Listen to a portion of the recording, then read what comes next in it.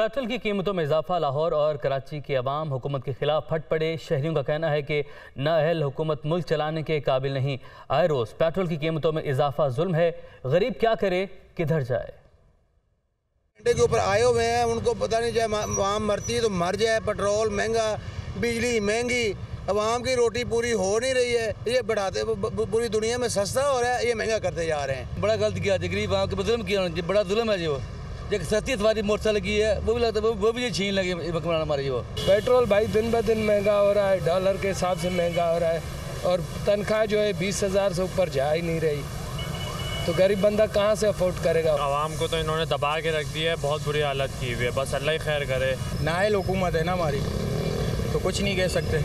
ये तो होना है, क्योंकि सोते हुए रेट बढ़ाते हैं, जागते हुए बढ़ाएंगे तो उनको पता है हमें उतरना पड़ेगा। क्या कमाएं क्या खाएं कुछ समझ में नहीं आ रहा भाई। बस जहर ही सस्ता वही मिल जाए, वही समझ में बहुत है। तनख्वाह वही है बस, रोटी तो सस्ती कर दो भाई। रोटी जहर खाने को भी पैसे नहीं है, समझ लो आवाम के पास।